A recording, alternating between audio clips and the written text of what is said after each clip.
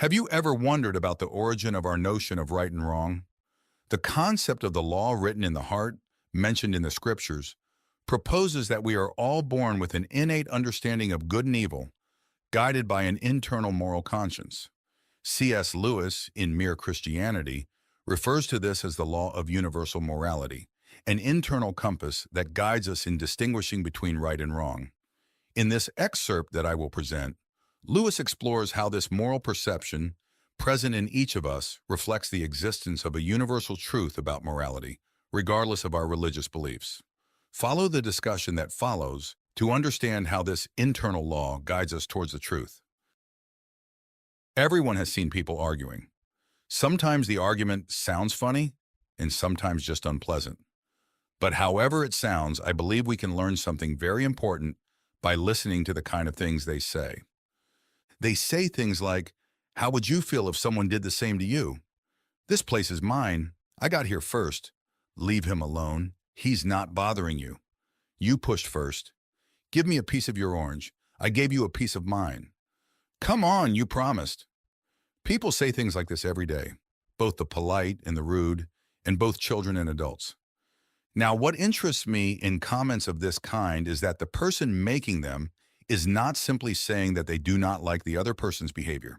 They are appealing to a kind of standard of behavior they expect the other to be aware of. And the other rarely responds with, "Screw your standard." Almost always, he tries to convince them that what he has been doing does not really infringe upon the standard, or that if it does infringe, there is some special excuse. He argues that there is some special reason in this particular case why the person who sat down first should not occupy the place, or that things were quite different when he received the piece of the orange, or that some unforeseen event prevented him from keeping his promise. All of this leads us to believe that both parties had some kind of law or rule of justice, dignified behavior, or morals, or something of the sort about which they really agree.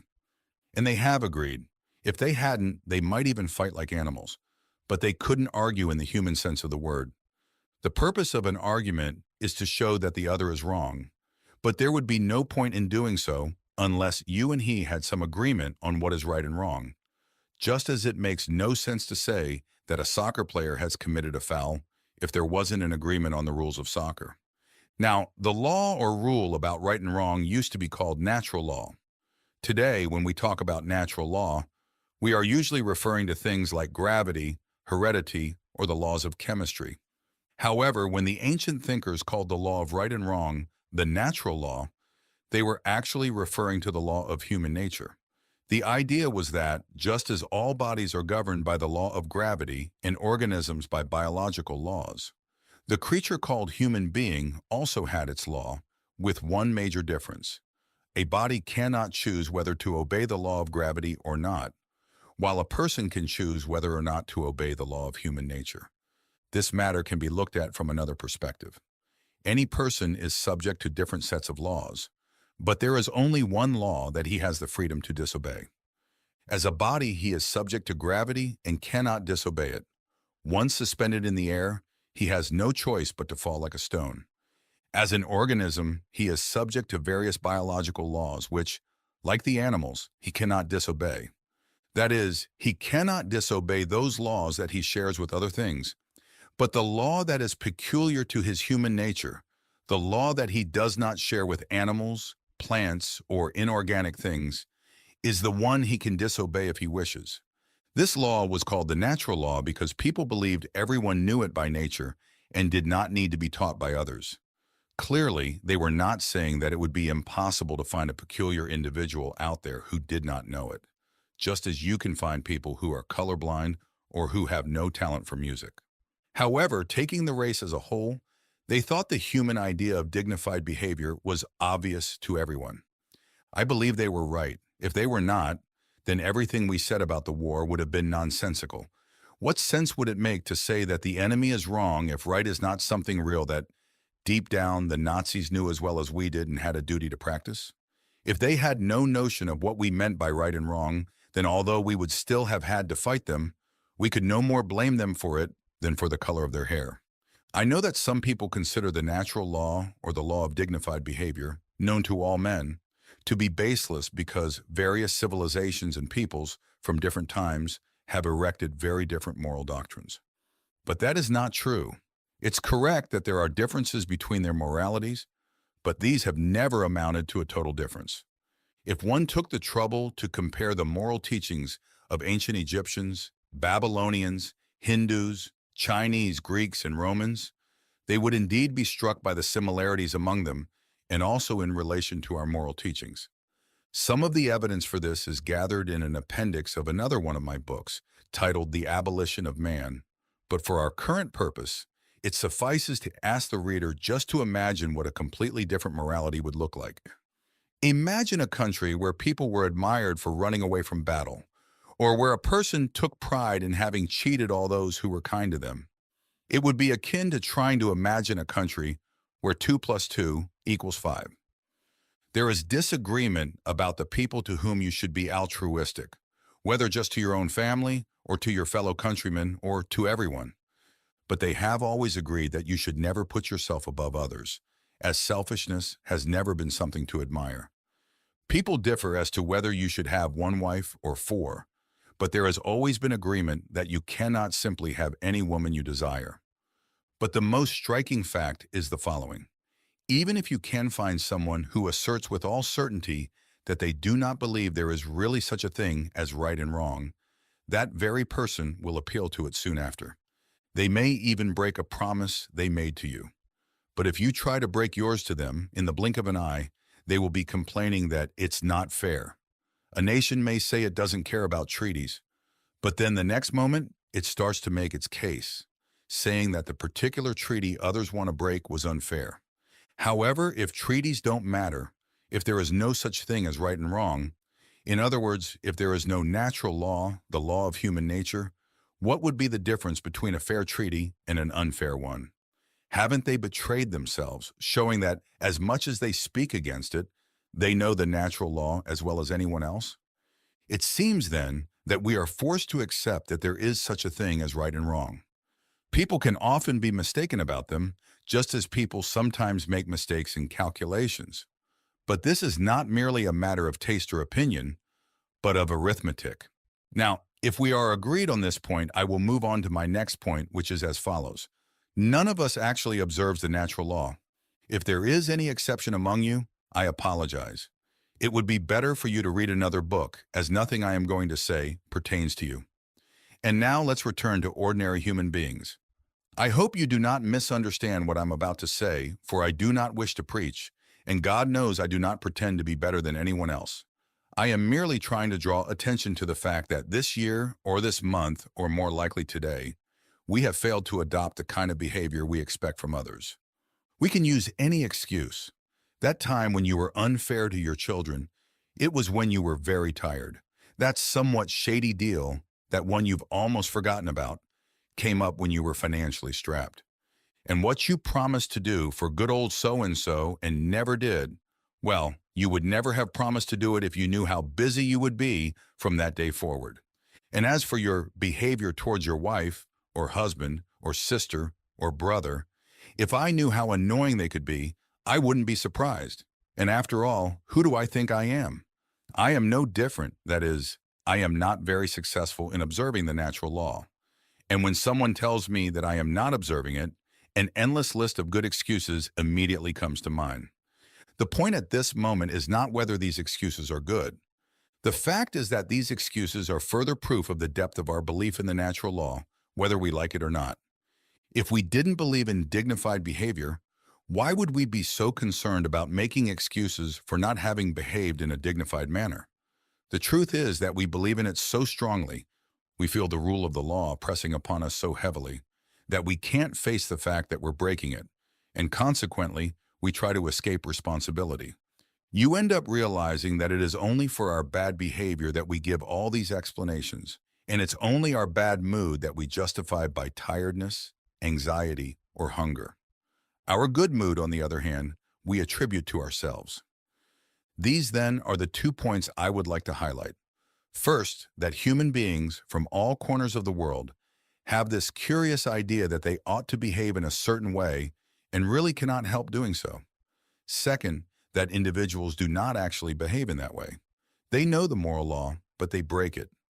These two facts are the foundation of all clear thinking about ourselves and the universe we live in. Some objections. If the 2 points made are our foundation, it is better before we proceed to pause a little and make these foundations solid.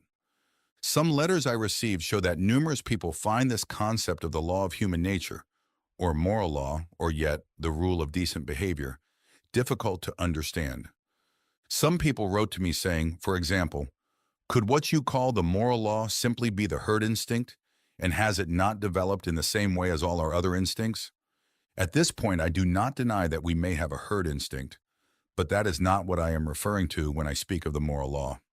We all know what it's like to have an instinct awakened by maternal love, sexual instinct, or the instinct for food. It means having a strong longing or desire to act in a certain way. Of course, sometimes we feel precisely this kind of desire to help another person, and without a doubt, this desire arises from the herd instinct. But feeling the desire to help someone is quite different from feeling that you have the obligation to help her regardless of your will. Suppose you hear a cry for help from a person in danger. You will probably have two desires, the desire to offer help because of your herd instinct, and another to keep out of danger due to the instinct for self-preservation. But you will find within yourself, besides these two impulses, a third thing that tells you that you ought to follow the impulse to help and suppress the impulse to flee. Now, this thing that makes you judge between two instincts and decides which of the two should be encouraged cannot itself be either of them. Likewise, you could say that the sheet music telling you that, at a given moment, you should play one note on the piano and not another is equivalent to one of the keyboard's notes. The moral law tells us what note we should play, whereas our instincts are merely keys. Another way to recognize that the moral law is not one of our instincts is as follows. Whenever two instincts are in conflict and there's nothing in a creature's mind beyond that, obviously the stronger of the two will prevail. However, in moments when we are most aware of the moral law, it usually seems to recommend that we choose the weaker of the two impulses. You will likely wish to stay safe more than you want to help a person who is drowning, but the moral law tells you to help them anyway. And certainly, it often tells us to try to make the right impulse stronger than it naturally was, right? That is, we often feel it's our duty to stimulate the herd instinct, awakening our imagination and provoking our compassion, and so on, in order to have the strength to do the right thing. But of course, we are not acting on instinct when we begin to make an instinct stronger than it was. That which tells you your herd instinct is asleep, wake it up, cannot be the herd instinct itself. The thing that tells you which piano note you should play louder cannot be that note itself. Here goes the third way to recognize it. If the moral law were one of our instincts, we would be able to point to some of the impulses within us that we could always call good, which would always conform to the rule of correct behavior. But we are not, for there is no impulse among ours that the moral law has not at some point told us to suppress and none that it has not told us to encourage. It is a mistake to think that any of our impulses, for example, maternal love or patriotism, are good and others, like sex or the fighting instinct, are bad. All we are saying is that the occasions when the fighting instinct or the sexual desire need to be repressed are more frequent than those for restraining maternal love or patriotism. However, there are situations in which it is the duty of a married person to encourage their sexual impulse and of a soldier to stimulate his fighting instinct. And there are also times when a mother's love for her children or an individual's love for their own country must be suppressed. For otherwise, it might lead them to commit injustice to other people's children and other nations. Strictly speaking, there are no good or bad impulses. Back to the piano. It does not have two types of keys, the right and the wrong, i.e., every key is correct at a certain moment and wrong at another. In this sense, the moral law is not a single instinct or set of instincts, but something that produces a kind of tone, the tone we call goodness or right conduct, that directs the instincts. Moreover, this point has huge practical implications. The most dangerous thing you can do is to take an impulse of our own nature and set it as a rule to be followed at all costs, because all of them, without exception, have the power to turn us into demons if we make them our absolute guides. You might think that love for humanity in general is free from this danger, but it is not. If you set aside the sense of justice, soon you'll be breaking agreements and forging evidence for the good of humanity, and becoming in the end a cruel and treacherous person. Others wrote to me saying, could what you call the moral law be just a social convention, something that has been instilled in us by education? I think there is a misunderstanding here. People who ask this kind of question are usually assuming that if we learn something from our parents and teachers, then it must be a mere human invention. But of course, things are not like that. We all learn multiplication tables at school. A child who had grown up on a deserted island would not know them. But it surely cannot be inferred from this that the multiplication table is a mere human convention, something that humans have invented for themselves and could have made different if they wished. I agree entirely that we learn the rule of decent behavior from parents and teachers, and from friends and books, just as we learn all other things.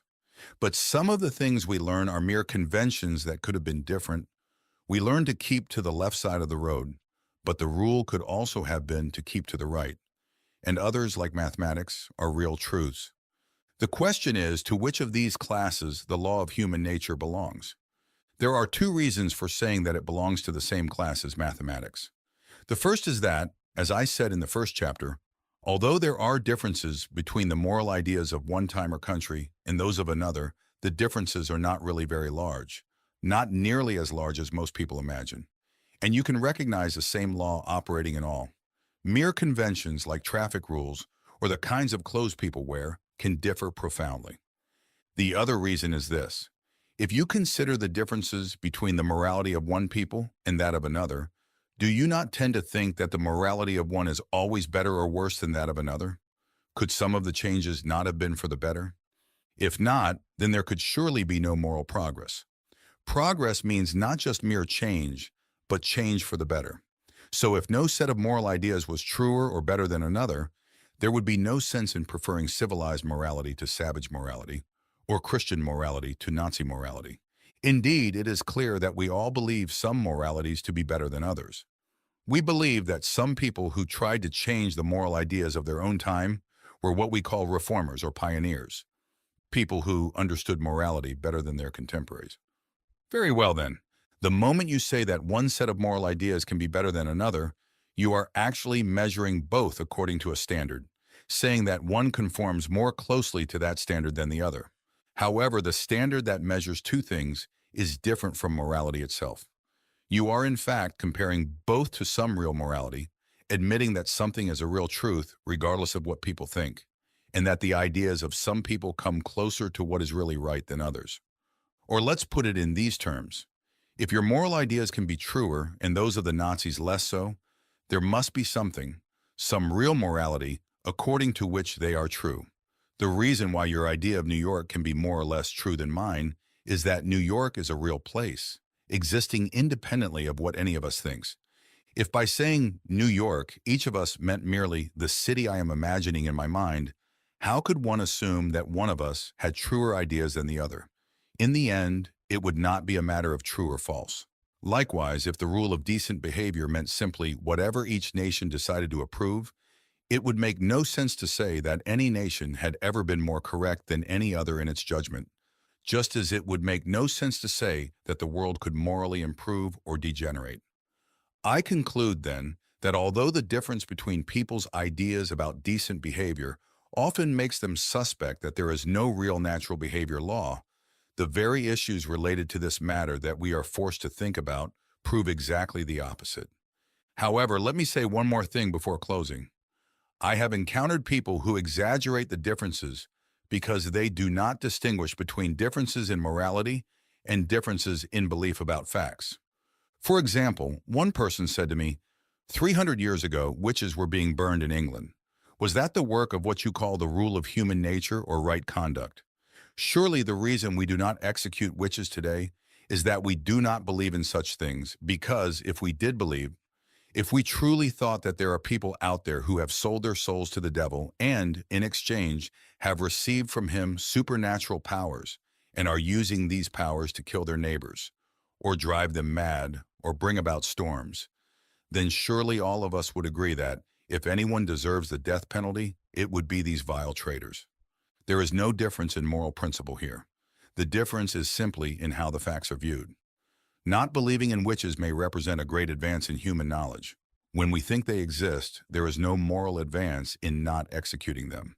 You would not consider a person more humane for stopping setting mousetraps if it were because she had ceased to believe that there were mice in the house.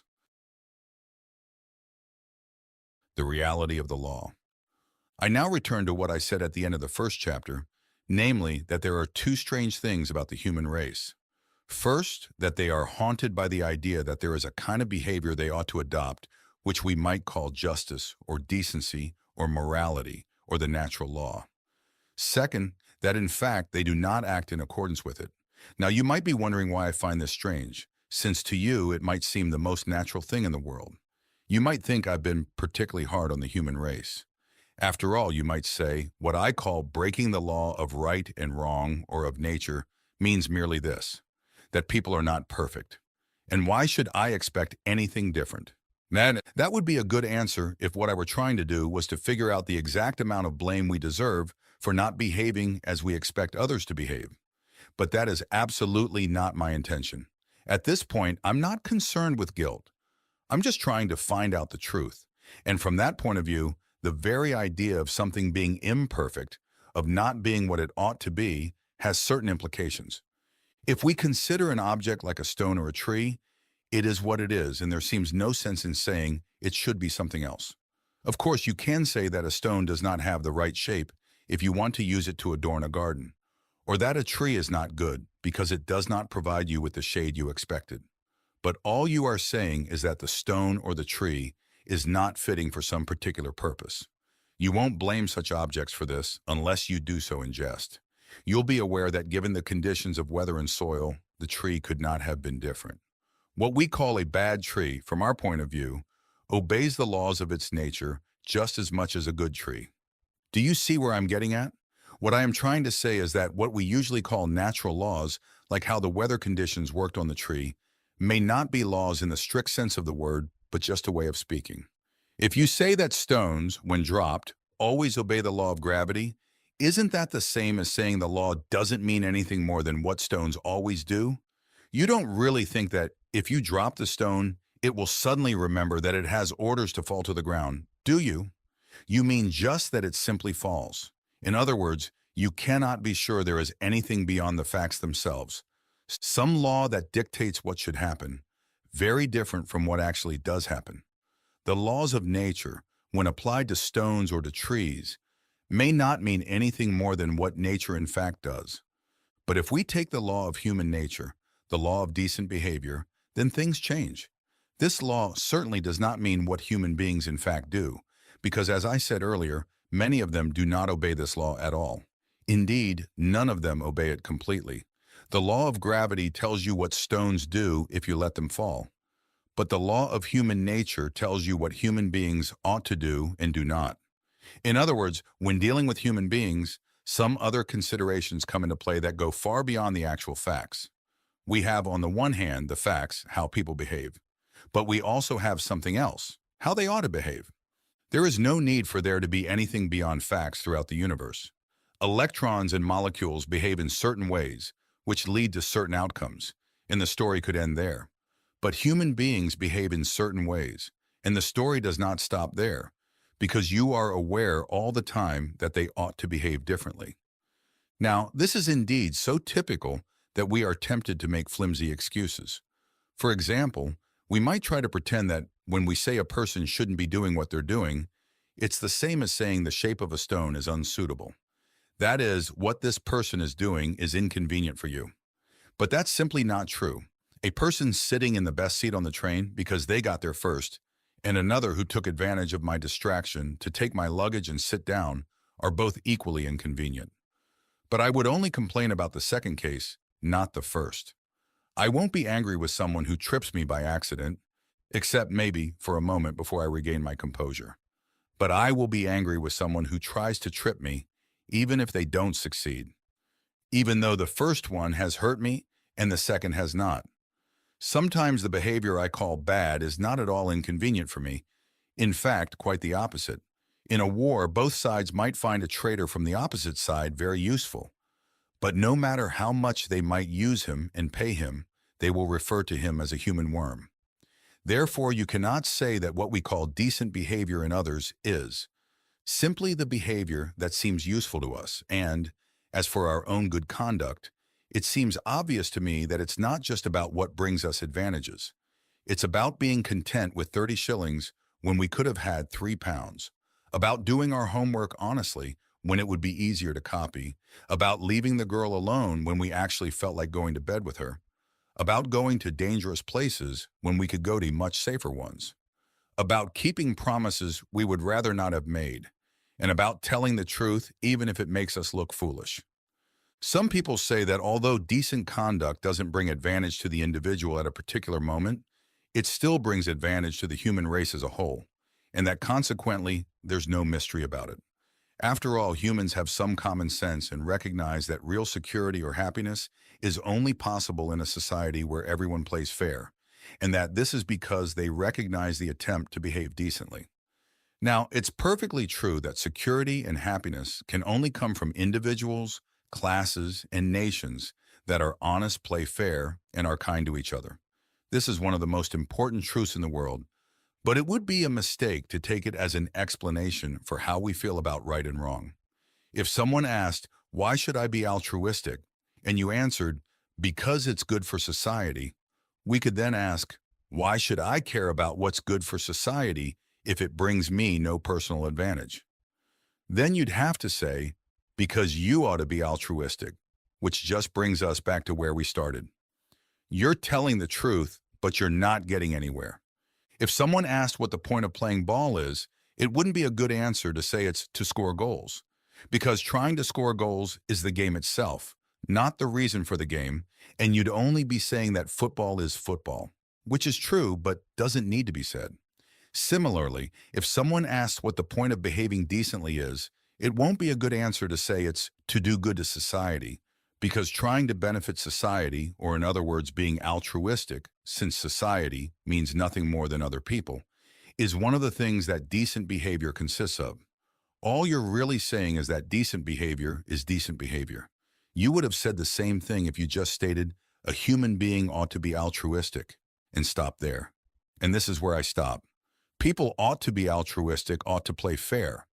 Not that they are or like being altruistic, but it's what they should be. The moral law, or the law of human nature, is not just a fact about human behavior, like the law of gravity is or might be just a fact about how heavy objects behave. On the other hand, it is not mere fantasy, for we can't rid ourselves of the idea, and most things we say and think about humans would reduce to nonsense if we did. Nor is it simply a statement about how we would like humanity to behave for our own convenience. For the behavior we call bad or unjust is not exactly the same as the behavior we find convenient. In fact, it might be the opposite. Consequently, this rule of right and wrong, or law of human nature, or whatever you want to call it, must be in one way or another real, something that truly exists that isn't invented by us. And yet it is not a fact in the ordinary sense, just as our actual behavior is a fact. It seems we must begin to admit that there is more than one type of reality, that in this particular case there is something far beyond the ordinary facts of human behavior, and yet definitely very real, a real law that none of us made up, but that exerts pressure on us. But I don't believe that's really the whole story, as you will see later on. I mean that, judging from the arguments given so far, there is this possibility.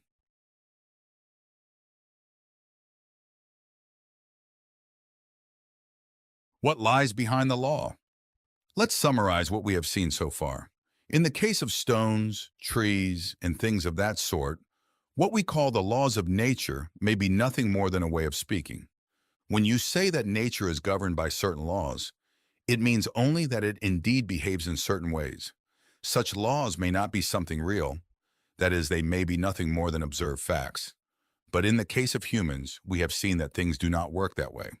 The so-called laws of human nature, or of right and wrong, must be something that goes beyond the actual facts of human behavior. In this case, beyond the actual facts, you have something more, a real law that we didn't invent and that we know we have to obey. At this point, I'd like to consider what this tells us about the universe we live in. Since people began to think, they have wondered what this universe really is and how it came into being. And very basically, two views have been held. First, there's what we call the materialistic view. People who hold this view think that matter and space just exist and always have. No one knows why. And that matter, by behaving in certain fixed ways, just happened to produce creatures like us, who, by great luck, were able to think. By one chance in 1,000, something collided with our sun and caused it to produce planets. And by another chance in 1,000, all the chemicals necessary for life and the right temperature appeared on one of these planets, and thus a portion of the matter on this Earth gained life. And then, through a very long series of chances, living creatures developed until they became very much like us. The other view is the religious one. According to it, what lies behind the universe is more like a mind than anything else we know. That is, it's something conscious that has purposes and preferences. According to this view, this being created the universe, partly for purposes we don't know, but partly in any case to produce creatures like him, that is, like him in the sense of having minds. Please don't think that one of these views has been held for a long time and the other gradually took its place. Both views appear wherever there have been thinking men. And more, it's not possible to find out which of these views, in its common sense, is correct from a scientific standpoint. Science works by experiment and observes the behavior of things. Every scientific statement in the long run, no matter how complicated it seems, actually means something like, I pointed the telescope to this or that part of the universe at 2:20 on January 15th and saw this or that, or I placed such material in a beaker and heated it to a certain temperature and this or that happened. Don't think I'm disparaging science. I'm just saying what its job is. And the more scientific a person is, the more I believe she would agree with me that this is its role. And it's indeed a quite useful and necessary task. But why things happen and whether there's anything behind what science observes, something of a different kind, those are not scientific questions. If there's something behind, then either it will have to remain totally unknown to humans, or else it will have to become known in a different way. Science can't say whether something exists or not, and real scientists usually don't ask that kind of question. It's generally journalists and writers of popular novels who delve into these matters based on information gathered from superficial popular science manuals. After all, it's really a matter of common sense. Science is supposed never to become complete enough to know everything about the entire universe. Isn't it clear that questions like, why does the universe exist? Why does it function as it does? Does it have any meaning? Would remain just the same? Now, our position would be quite hopeless if it weren't for one detail. There is one thing, and only one, in the entire universe about which we know more than we could learn from external observation. That thing is the human being. We do not merely observe humans from the outside, we are human beings. In this case, we have, so to speak, inside information.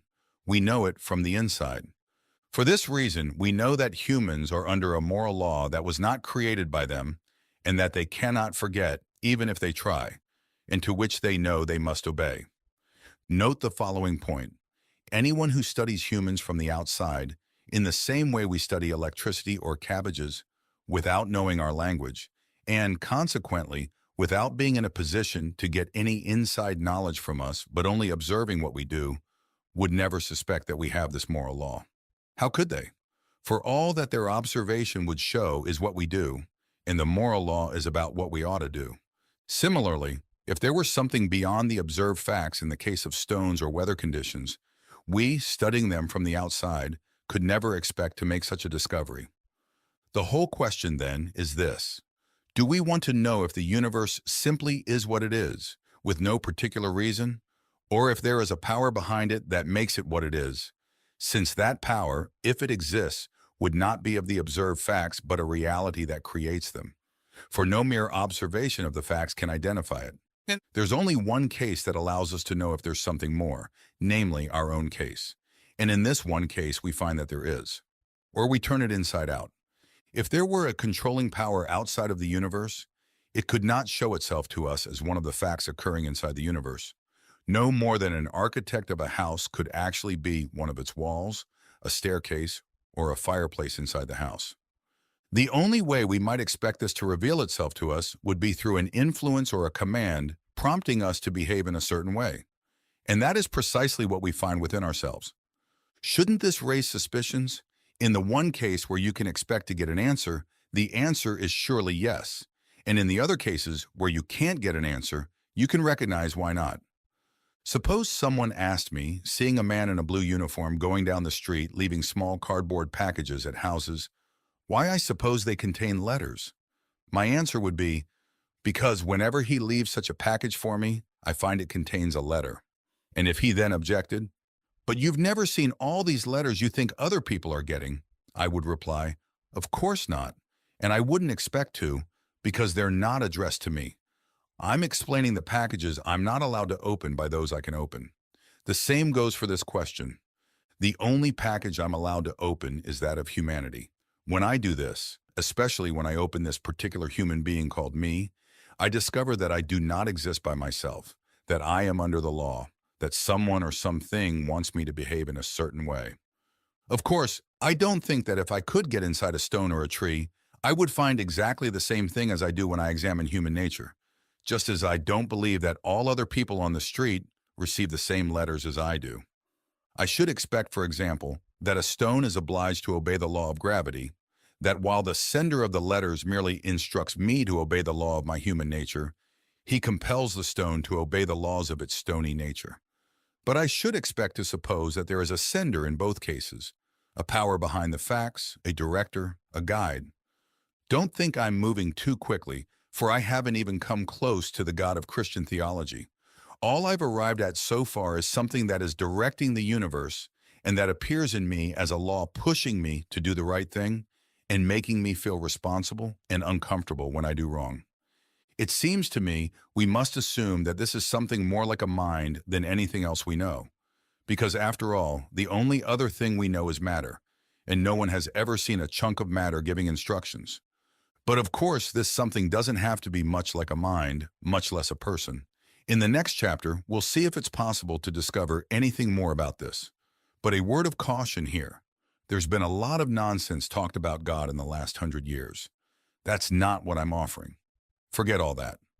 Note, to keep this part brief enough for broadcasting, I mentioned only the materialistic view and the religious view, but to complete the picture, I must mention the intermediate view called the philosophy of life force, or creative evolution, or emergent evolution, whose most cunning expositions are found in the works of Bernard Shaw, while the most profound are in the works of Bergson. People who hold this view say that the small variations by which life on this planet evolved from the lowest forms to man were not due to chance but to the aspiration or intentionality of the life force. When people say this, we must ask them to clarify whether by life force they mean something endowed with intellect or not. If there is intellect, then a mind that brings life into existence and leads it to perfection is just another name for God, and their view is thus identical to the religious one. If there is no intellect, then what sense does it make to say that something devoid of intellect aspires or has an intentionality? This seems fatal to their view. A reason why many people find creative evolution so appealing is that it gives us much of the emotional comfort of believing in God without having to take on the less pleasant consequences of it. When you're feeling cheerful, the sun is shining, and you don't want to believe that the whole universe is just a mechanical dance of atoms, it's comforting to think of this great mysterious force acting across the centuries and carrying you on its crest. If, on the other hand, you want to do something rather disreputable, the life force, being just a blind, amoral, and unintellectual force, will never interfere in your life in the same way that unsettling God we learned about as children will. The life force is a kind of domesticated God. You can turn it on whenever you like without it bothering you. You get all the emotions of religion and none of the costs. Is the life force the greatest work of wishful thinking the world has ever seen?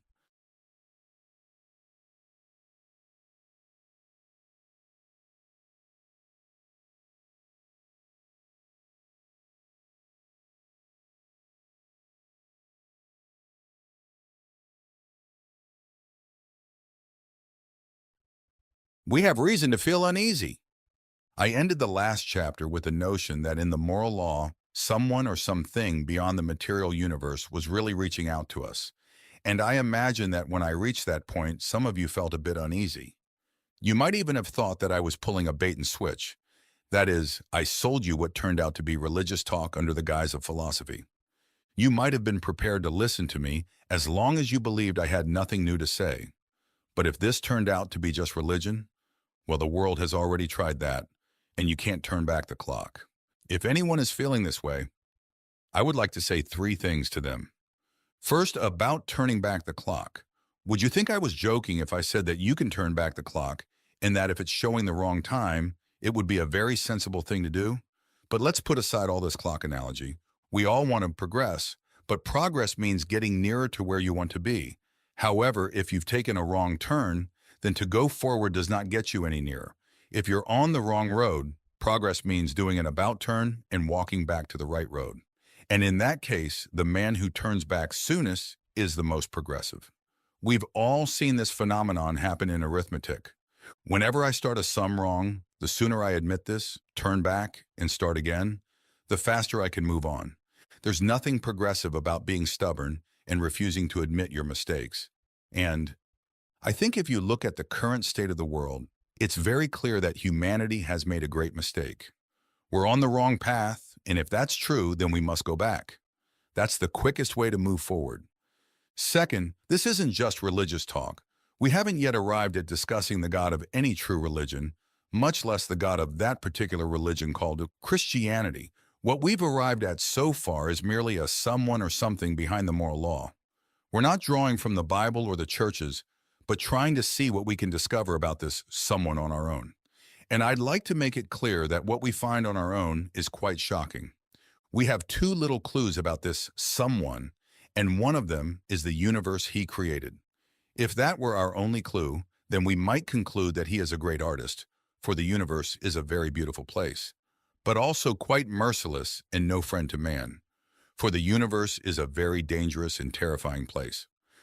The other clue is the moral law he has put in our minds, and this is a better piece of evidence than the other because it's internal information.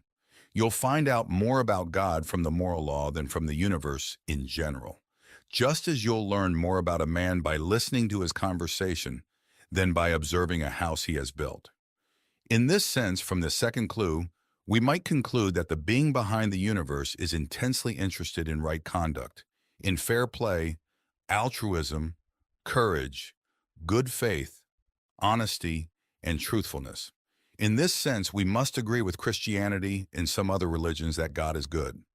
But let's not rush ahead. The moral law doesn't give us any reason to think that God is good in the sense of being indulgent or soft or compassionate. There's nothing soft about the moral law. It's relentless. It tells you what has to be done, period, without caring how painful or dangerous or difficult it might be. If God is like the moral law, then he is not indulgent. It's no use at this point claiming what you mean by a God.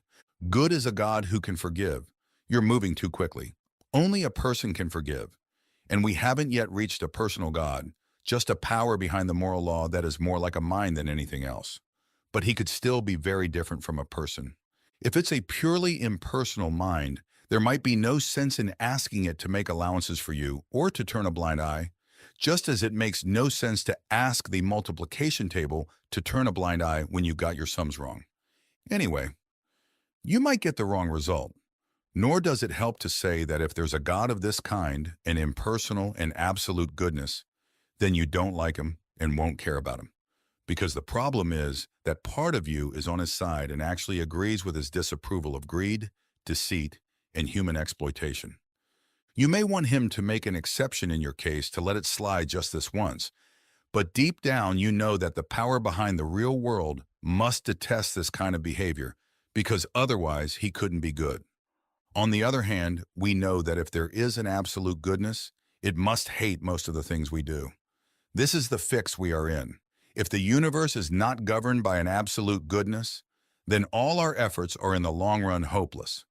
But if it is, then we are making ourselves enemies of that goodness every day, and we have no chance of doing better tomorrow. And so once again, our case is hopeless. We are lost with or without it. God is our only comfort, but also the supreme terror, the thing we most need and the thing we most want to hide from. He is our only possible ally, and we have made ourselves his enemies. To some people, the idea of coming face to face with absolute goodness sounds amusing. They need to think again. They're merely playing at religion. Either goodness is our greatest security or our greatest danger, depending on how you react to it. And we've reacted about as wrongly as we possibly could. Let's go to my third point. When I chose to get to where I wanted by these roundabouts, I wasn't trying to trick you. I had another reason. My reason for this is that Christianity simply doesn't make sense until you face the kind of facts I've described. Christianity tells people they ought to repent and promises them forgiveness. So it has nothing to say, as far as I know, to those who think they need nothing to repent of and don't feel they need forgiveness. It's only after you realize there's a real moral law and a power behind that law, and that you've broken that law and put yourself wrong with that power. It's only after all this, and not a moment sooner, that Christianity begins to talk your language. When you know you're sick, you'll listen to the doctor. When you realize our situation is hopeless, you'll begin to understand what Christians are talking about. They tell you how we got into our present state of both hating and loving goodness, as well as how God can be that impersonal mind behind the moral law, and yet at the same time a person. They tell you how the demands of this law, which neither you nor I can meet, have been met on our behalf, how God himself became a human being to save humanity from God's disapproval. That's an old story. And if you're going to look into it, no doubt you'll consult people who have more authority to speak on it than I have. All I'm doing is asking people to face the facts, to understand the issues Christianity claims to answer, because those facts are quite grim. I wish I could say something more agreeable, but I must say what I think is true. Of course, I agree that the Christian religion is, in the long run, a thing of unspeakable comfort. But it does not begin in comfort, but with the dismay I have been describing. And it's no use trying to get the comfort without first going through the dismay. In religion, as in war and everything else, comfort is the one thing you cannot get by looking for it directly. If you look for truth, you may find comfort in the end. If you look for comfort, you will not get either comfort or truth. Only soft soap and wishful thinking to begin, and in the end, despair. Most of us have given up pre-war illusions about international politics. It's time we did the same about religion.